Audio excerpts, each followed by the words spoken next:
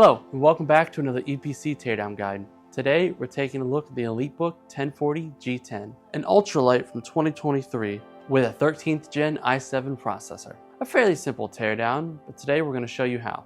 Now let's get into it.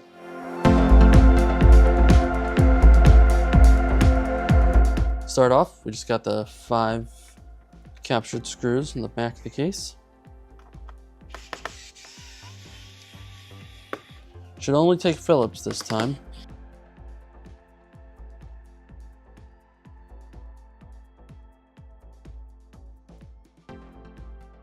Alright, and to get the back cover off, just a little bit of grip.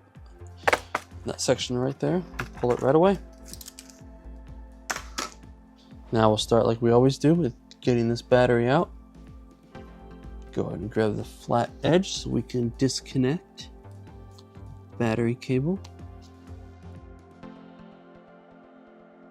and then we'll unscrew the battery itself, which should just be these 4 screws.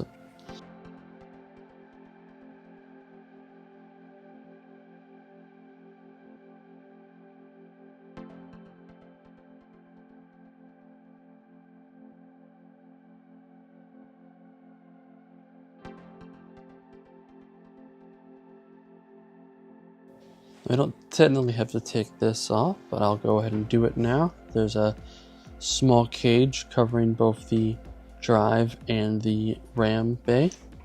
So one screw that we have to take apart right in the middle later. For now, let's pull this off. Luckily, they provide these little tails that makes it easier to take these off without damaging anything. There we go. There you can see the slot for the DDR5 and the SSD. We'll just leave those in there for now because they aren't necessary for taking the board itself out.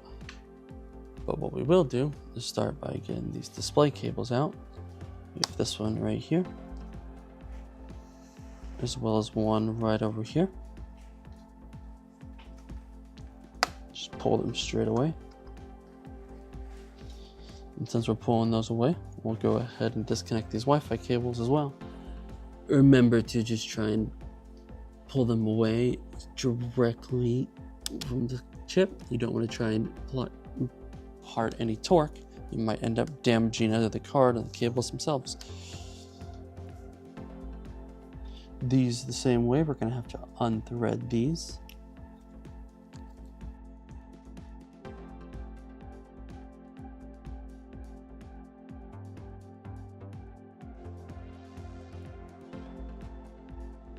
And now if we wanted, we could take the whole lid off with just the screws on both sides, although we'll be leaving that in there today. Next up, let's get this fan out of here. It has 3 screws, all captured.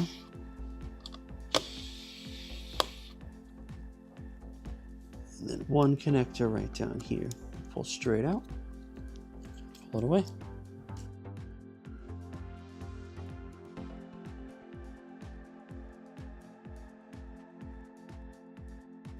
We'll have to pull this away because it's held on by a decent adhesive. Not sure why they went with an undersized CMOS battery when they left so much space for it on the board. We'll go ahead and disconnect the speakers that are on both sides, using what I'm pretty sure is the same connector they use for the CMOS battery. And I've got a handful of ribbon cables that we're going to get to. This one over here that holds in this daughter board. Looks like it was already disconnected, but we'll go ahead and pull this one away as well.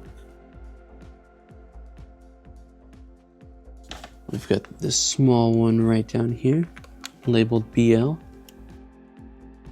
We have these 2 down here, and labeled SC, and this one, which seems to be labeled CP. Alright. And then we have the keyboard one right here, which is much larger.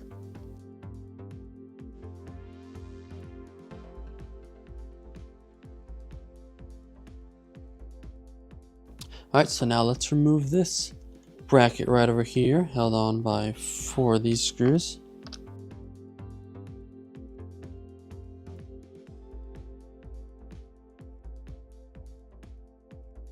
They aren't captured, so you have to make sure that you take them out manually.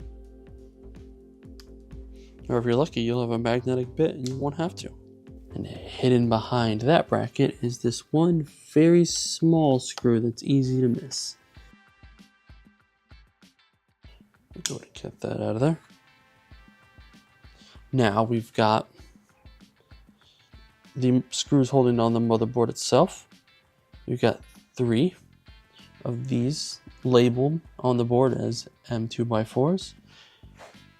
And then we've got 2 down below labeled M2x2s. So let's start by the M2x2s.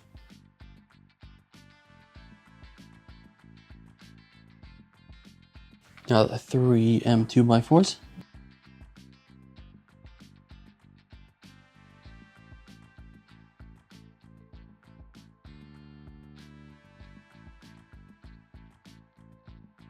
Now we should be able to remove the board from the case, starting with the left side.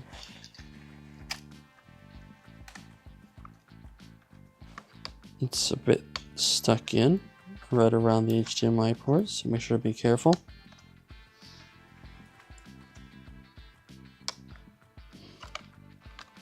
There we go. And that's it for now. As you can see, there's still a few more things you could do. For instance, the speakers are here. We've got this expansion card slot, touchpad, and the daughter board right here. But for now, that's it. And that's how you do a teardown on the HP Elitebook 1040 G10. Don't feel like doing a teardown yourself? Have not just one, but hundreds of devices taking up space? EPC is a global leader in the ITAD field, and it's our goal to reduce e-waste and give devices a second chance. Reach out to us today to learn more.